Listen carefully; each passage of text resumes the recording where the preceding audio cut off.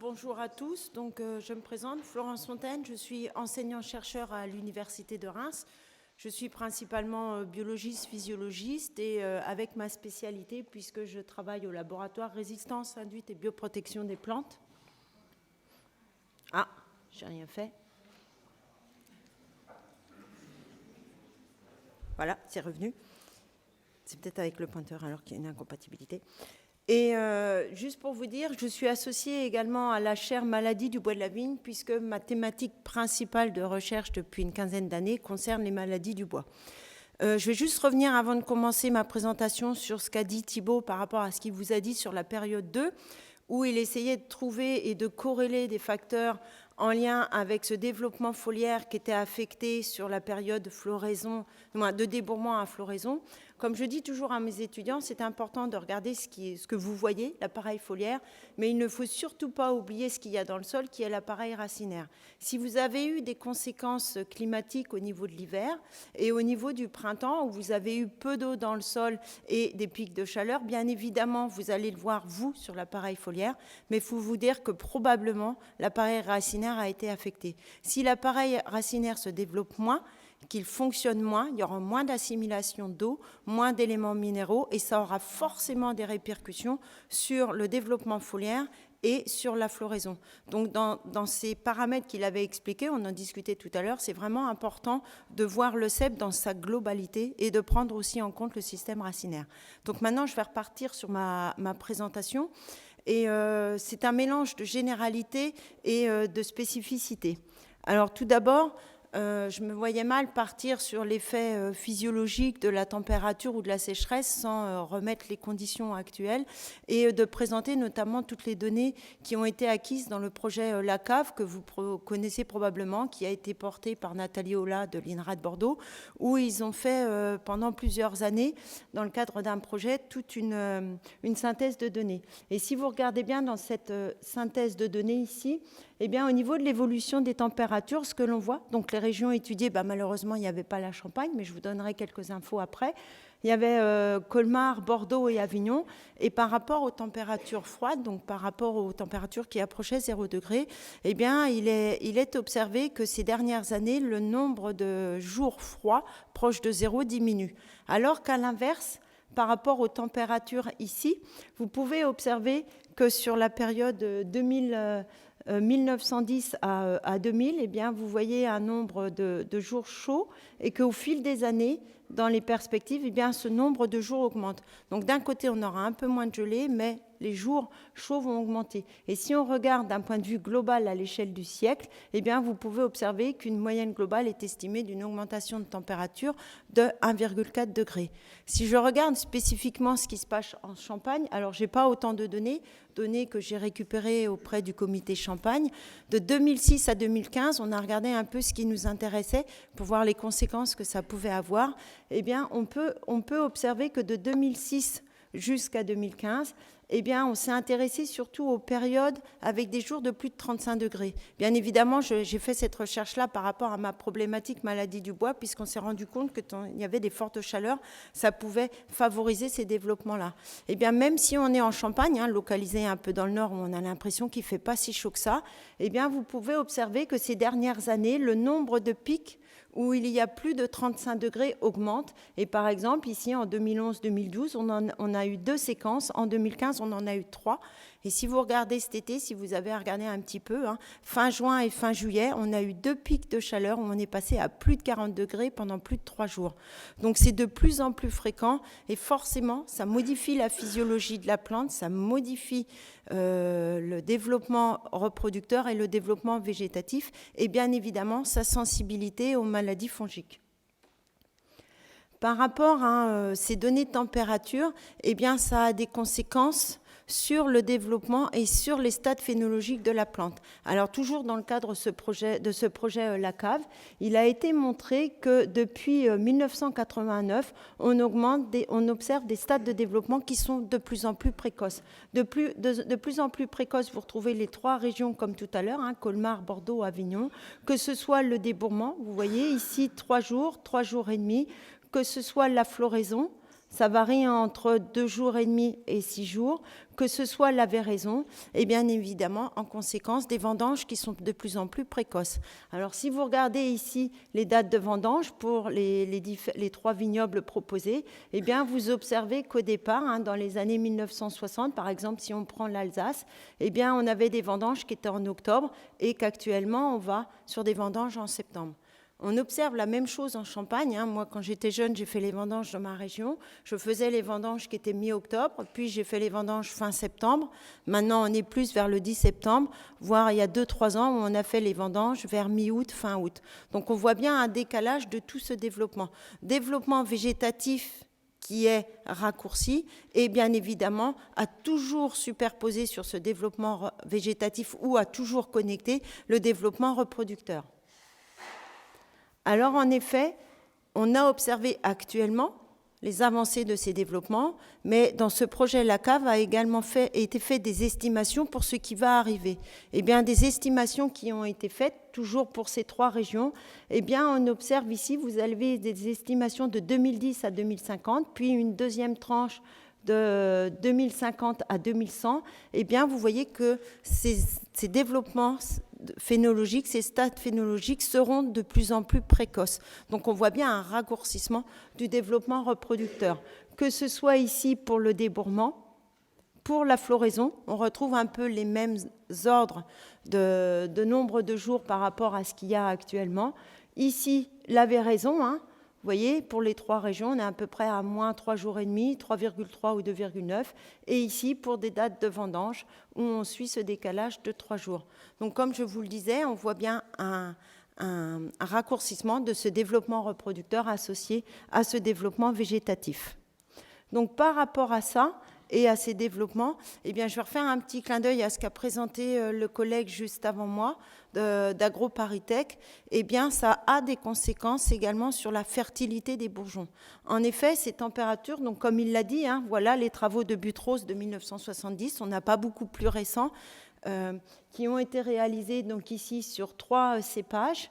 Ici, que ce soit le Riesling, le Syrah ou le Gordeau, eh bien, ce que l'on observe, donc c'est ce qui se passe l'année L dans le développement reproducteur, ce que l'on observe ici dans le bourgeon d'hiver, actuellement, si vous êtes curieux et si vous avez les outils pour observer, une loupe peut vous suffire. Si vous allez dans les vignobles, que vous décortiquez un gros bourgeon d'hiver, que vous retirez les écailles, et bien sous les écailles, vous verrez à l'intérieur une petite pousse qui est préformée. C'est-à-dire que ce qui va sortir au printemps est déjà en miniature et fait 2-3 mm dans votre bourgeon. Et dans ce bourgeon-là, il y a une mini-tige avec les futures inflorescences qui vont vous donner vos futures grappes. Si tout va bien, ces inflorescences porteront des fleurs et donneront des grappes. S'il y a un dysfonctionnement au niveau de la plante, et souvent c'est ce qui se passe au sommet du rameau, parce que là il y a moins d'énergie quand ça arrive, eh bien ça évoluera en vrille. Une vrille, c'est tout simplement une inflorescence sans fleurs. Et donc, ce qui peut se passer, selon les températures qu'il y a au moment de la mise en place de ces inflorescences-là, eh bien, vous aurez plus ou moins un nombre d'inflorescences dans ce bourgeon d'hiver et des ramifications qui vont être liées au nombre de fleurs qui vont estimer le potentiel de fleurs qui pourront se développer sur ces axes inflorescentiels. Et donc, ce qui a été réalisé dans cette étude de Buttrose, donc là, on voit bien ici les inflorescences. Là, on voit des feuilles et des inflorescences. Ici, et ces inflorescences qui sont en train de se ramification ou se développeront de futures fleurs. Eh bien, il a été observé que lorsque les températures sont ici jusqu'à 30 degrés, on a relativement une bonne fertilité des bourgeons, donc un nombre d'inflorescences par bourgeon, et que souvent, quand à un moment stratégique où ces inflorescences se construisent dans le bourgeon, donc généralement ces inflorescences dans le futur bourgeon d'hiver se construisent l'année N, de la floraison jusqu'à la véraison. Et donc lorsque les températures sont idéales avec une bonne alimentation de la floraison jusqu'à la véraison, eh bien vous aurez un bon nombre d'inflorescences qui vont se mettre dans le futur bourgeon d'hiver. Passer de trop fortes températures, eh bien, selon les cépages, on voit bien que ça va altérer ce développement. Bien évidemment, cette étude a été conduite chez certains cépages et comme à chaque fois, bien évidemment, c'est spécifique aux cépages. En lien avec cette température, on peut voir que ça a des conséquences donc, sur la fertilité des bourgeons, donc le nombre d'inflorescences par bourgeon, mais ça a également des conséquences sur la floraison, la nouaison, la véraison. Donc je vous ai mis une petite synthèse des données qu'il y avait à disposition dans la littérature qui concernent différents cépages. Donc à chaque fois, vous avez les références où sont prises ces données-là. Eh bien, il a été observé ici l'effet de température lorsque vous avez sur la période de la floraison, de fortes températures, 40 degrés jour, 25 degrés nuit, ça va favoriser la coulure, c'est-à-dire ça va favoriser la chute des fleurs. Par contre, ce qui favorise une diminution du taux de nouaison, donc une fois qu'il y a eu fécondation et que votre fleur évolue en baie, eh bien, d'un point de vue de température, ce qui est connu dans la littérature de façon générale, quand vous avez de fortes températures jour, avec une faible diminution la nuit, 38 jours, 33 nuits, eh bien, ça va diminuer le débourrement, la période de débourrement à l'anthèse. Ça va affecter le taux de nouaison ici, quand vous avez des températures nuit relativement élevées, entre 19 et 35 degrés, et que toute température supérieure à 35 degrés, généralement, ça ne va pas favoriser la pollinisation. Il y a un moment où votre grain de pollen il va être disséminé. Si les températures sont trop fortes, le grain de pollen va arriver au niveau de la fleur, mais il ne va pas germer. Tout ce qui est mécanistique lié à de l'enzymologie, il y a un moment où trop forte température inhibe ces processus. Et enfin, à l'inverse, par rapport aux faibles températures, eh bien, des températures de 12 degrés jour et 9 degrés nuit, une semaine autour de la floraison, va favoriser la chute des fleurs également. Par rapport à la maturation, donc j'ai mis quelques données, mais je ne vais pas développer plus, puisque un collègue juste après moi va vous faire un exposé vraiment dédié à cette partie-là. Eh bien, l'effet de forte température, ça va entraîner une hausse du taux des sucres et des tanins, une baisse de l'acidité, des changements d'arôme, des vins plus alcoolisés. Et souvent, quand c'est une trop forte température, ce qui a pu être observé cette année, notamment en Champagne où on a eu des fortes températures, une diminution de la taille et du poids des baies. Bien évidemment, comme à chaque fois, et pour toute analyse, évidemment, cette sensibilité sera spécifique au cépage où ça va affecter plus ou moins. Eh bien, en face de ces développements reproducteurs, une des conséquences liées à ces perturbations au niveau de la fertilité des bourgeons, floraison, nouaison, c'est que tous ces processus, tous ces facteurs température modifient la physiologie de la plante. Alors, modifie la physiologie de la plante, il y a beaucoup d'études qui sont réalisées sur l'effet de la température et surtout les hausses de température et un peu moins sur les faibles températures. Cette étude qui a été réalisée par des collègues espagnols sur l'aragonaise ou que l'on connaît plus communément sous le tempranillo, eh bien, ils ont étudié d'une part le stress hydrique et d'autre part le stress-température de 42 degrés. Et qu'est-ce qu'ils ont observé? Ils ont observé au niveau foliaire que lorsqu'un pied de vigne subit des températures à 40 degrés, eh bien, la majorité des processus, dont les processus cellulaires, les métabolismes, alors pardon, je vais peut-être pas développer, mais en bleu, c'est les métabolismes inhibés, en rouge, ce sont les métabolismes qui sont induits. Eh bien, on voit que de fortes températures vont modifier le métabolisme avec plutôt une induction qu'une inhibition, tous les processus de régulation, les réponses aux stimulus, les transports et un gros souci, une grosse partie de processus inconnus. On a encore des voies métaboliques qui ne sont pas bien définie chez la vigne. Donc cette partie-là reste inconnue, a probablement une importance, mais qu'on n'arrive pas à maîtriser ou à intégrer dans un schéma fonctionnel de la vigne. Maintenant, je vais surtout m'intéresser à l'effet des températures sur les métabolismes de la plante et plus spécifiquement sur le métabolisme primaire et notamment la photosynthèse. La photosynthèse qui va être reliée dans le fonctionnement de la plante, surtout à la production de sucre.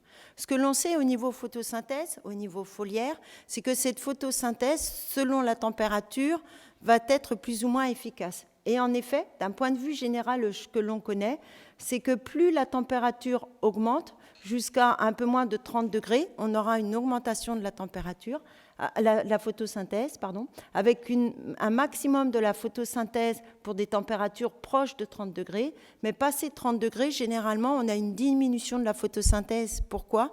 Notamment par une fermeture des stomates pour limiter les pertes d'eau. Donc, si la plante stoppe sa photosynthèse, en conséquence directe, il va y avoir une diminution de production de sucre au niveau des feuilles.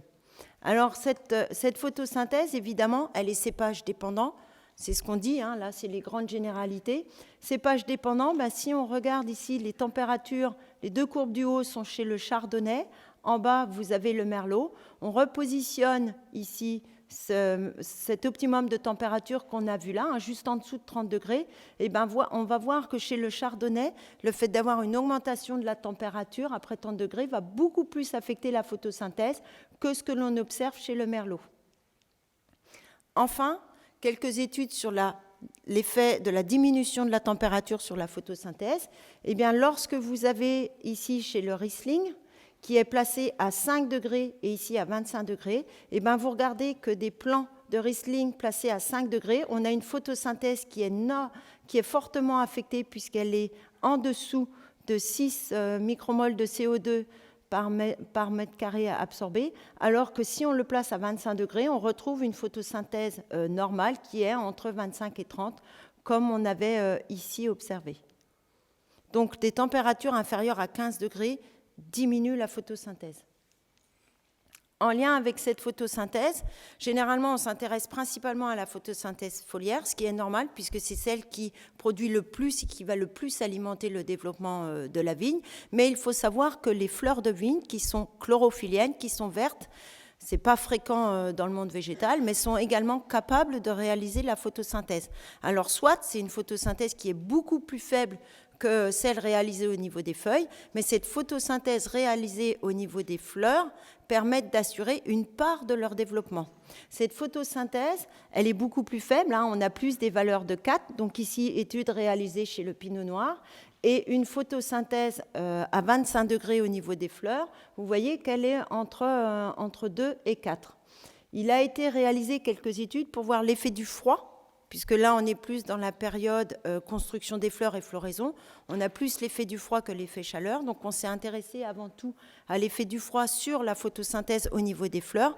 Et on a observé que suite à l'application de températures fraîches, 0, moins 3 degrés, 0 ou 4 degrés, on avait une diminution de la photosynthèse telle que la plante respire plus qu'elle ne photosynthétise. C'est-à-dire qu'elle consomme plus de carbone qu'elle en assimile pour produire des sucres, qui fait que dans ce cas-là, les fleurs vont devenir indépendantes des sucres produits par les autres parties de la plante pour assurer leur développement.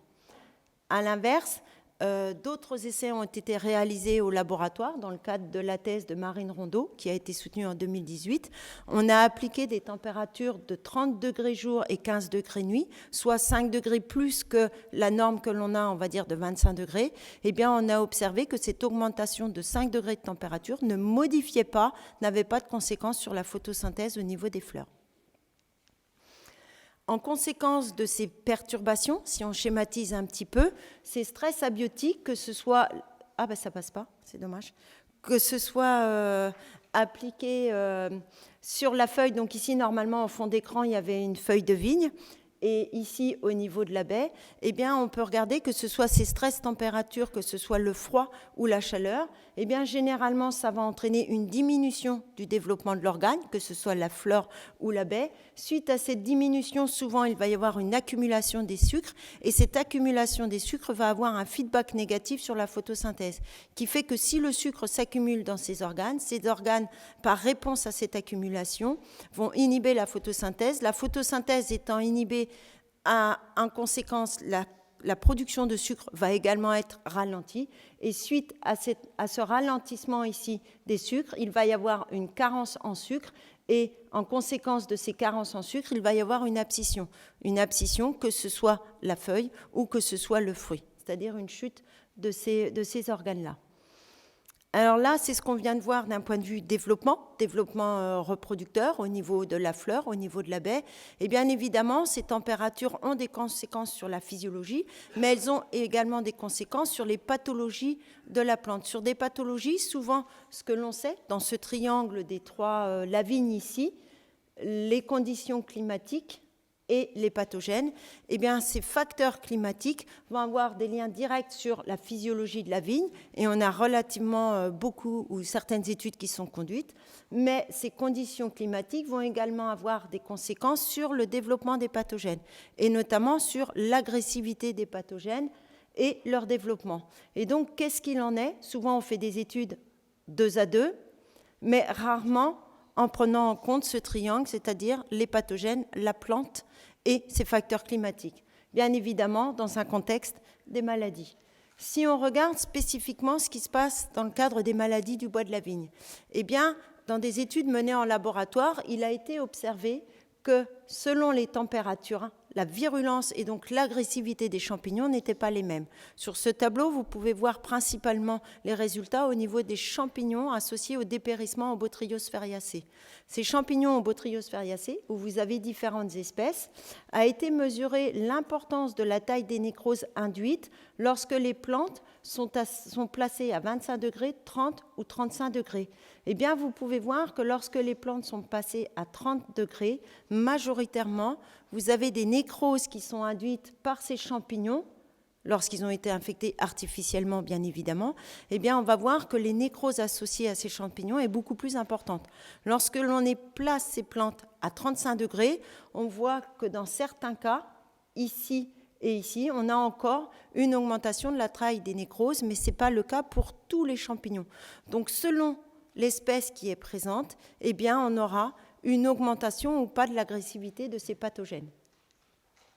Ce que l'on a observé aussi, et ce que l'on sait de par des observations terrain, c'est qu'au niveau du stress hydrique et des maladies du bois de la vigne, dans les travaux réalisés par Philippe Larignon, il a fait une corrélation entre l'expression annuelle des symptômes et la présence des pluies, des températures supérieures à 30 degrés, et notamment lorsque ces conditions, la pluie plus des températures à 30 degrés, étaient présentes au moment de la floraison. Donc c'est ce qui se passe à la floraison, et pourtant on va observer l'expression de ces symptômes-là bien après la floraison. Donc ça revient un peu à dire ce qu'a dit Thibaut tout à l'heure, il faut bien prendre en compte ce qui se passe avant, à tous les niveaux de la plante, qui peut avoir des conséquences 1, 2 ou 3 mois après. Le passé et toute l'histoire de la plante au cours de sa vie a vraiment son importance. On ne voit pas forcément systématiquement l'effet immédiat sur la physiologie et sur le développement de la plante. Au niveau Champagne, donc nous, c'est ce qui nous intéressait, c'était de regarder si ce qui avait été observé là, on retrouvait la même chose en Champagne, et on a essayé de faire la corrélation sur les 10 dernières années, de 2006 à 2015, en prenant en compte les températures, la pluviométrie. Et en effet, sur le chardonnay, on a observé une corrélation potentielle entre le nombre d'événements où la température maximale est supérieure à 30 degrés et l'expression des symptômes des maladies du bois de la vigne entre la floraison et la véraison. On a donc décidé de regarder plus en détail, et c'est ce que je vous ai dit tout à l'heure. On s'est intéressé à ce qui se passait en Champagne, mais la commande était de s'intéresser à ce qui se passait en Champagne, mais également dans la région de Cognac, puisque je pense que vous le savez, en région Cognac, l'Uni blanc est fortement touché par les maladies du bois de la vigne. On a regardé si également dans le Cognacais, on avait ces périodes de haute température, et si au cours de ces dernières années, on avait une augmentation de ces événements avec des jours dont la température était supérieure à 35 degrés. Eh bien, vous pouvez observer, alors en 2006, il y a eu 8 événements. En 2011-2012, 2, 3, comme en Champagne. Et en 2015, là, on voit une petite diminution. Et en Champagne, nous, on en a eu 3. Donc, on a regardé ce qui se passait et si c'était fréquent d'un point de vue choc thermique au vignoble. On a pris en considération les conditions d'agressivité des champignons associés aux maladies du bois de la vigne et surtout des Botrytis spheriacea. On a regardé quand et quelle température pouvait faire basculer leur agressivité. Et suite à ces observations de terrain et aux connaissances laboratoires sur ces champignons-là, eh bien, pendant 3 ans, nous avons décidé de mener une étude en laboratoire en appliquant un stress température sur des greffés soudés, des plants greffés soudés d'Uni blanc et de chardonnay. Et ces plants greffés soudés, on les a placés en conditions de stress, on les a placés 3 jours à 35 degrés, ce qui peut être retrouvé au vignoble, que ce soit en Champagne ou dans le Cognacais. Et en plus, on a essayé d'impliquer une deuxième composante qui était le stress hydrique. On les a mis sans stress hydrique et avec stress hydrique. Pourquoi on a fait ça ? Parce que la majorité des études, c'est soit les chercheurs s'intéressent au stress hydrique, soit ils s'intéressent au choc thermique, mais rarement aux deux. ce qui est normal puisque ça rajoute une complexité dans la compréhension. Et bien évidemment, dans notre cas, on a appliqué ces stress et en plus, on a infecté artificiellement les plantes par ces champignons, Diplodia seriata et Neophusicocum parvum. Les principaux résultats que l'on a actuellement, ce n'est pas encore publié, nous sommes en train de digérer parce qu'il y a eu énormément de collectes de données. Ce que l'on a observé, c'est que dans la relation, l'effet climatique sur la vigne, sur l'uniblanc, eh bien, on a bien observé que ces chocs qu'on a appliqués, le stress thermique et le stress hydrique, avaient entraîné une perturbation du développement physiologique de la vigne. Ça modifiait sa croissance, il y avait un ralentissement de croissance, ça perturbait énormément la photosynthèse et que ça modifiait l'ensemble du fonctionnement physiologique de ces ceps-là. Bien évidemment, ce qui est toujours perturbant, c'est que le choc thermique tout seul modifie, le stress hydrique modifie d'autres voies métaboliques et quand on applique les deux ensemble, eh bien, ce n'est pas la somme des deux séparément, c'est d'autres processus physiologiques qui peuvent être plus ou moins perturbés. Enfin, quand on a regardé la relation entre la vigne, quand on retire les stress et seulement la vigne infectée, on a bien vu que le pathogène modifiait la physiologie de la vigne, mais par contre, le pathogène ne modifie pas la croissance de la plante, en conditions dans lesquelles on était, le pathogène ne modifie pas la croissance de la plante, ne modifie pas la photosynthèse. Mais par contre, certains processus de défense ou de détoxication ou de réponse à un stimulus sont perturbés. Et enfin, quand on associe les trois, on a bien vu une modification de la plante et les réponses d'une plante infectée et d'une plante non infectée à ces deux stress ne sont pas la même. C'est-à-dire qu'en présence du pathogène, la réponse de la plante au stress hydrique et thermique est différente. Donc on en est à essayer de sortir des indicateurs physiologiques qui nous permettra de caractériser plus spécifiquement la plante dans cet état-là et de pouvoir voir comment on pourrait gérer ces pics de chaleur et surtout contrôler le champignon en réponse à ces pics de chaleur pour limiter son agressivité. Je vous remercie de votre attention et si vous avez des questions, je reste disponible.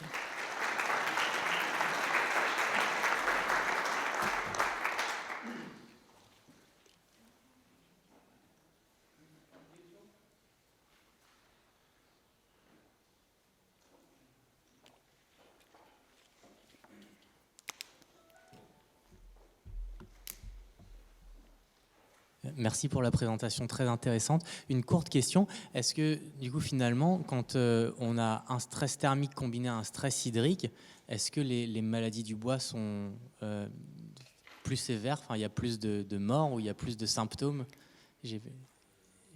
Alors, quand ça apparaît, la base sur laquelle on était parti, c'était des observations de terrain. Quand il y a les deux, au moment de la floraison, dans le cas des dépérissements en Botrytis sphaeriacées, on a observé qu'il y avait un pic d'expression au mois de juin quand il y avait et le stress hydrique et le stress thermique.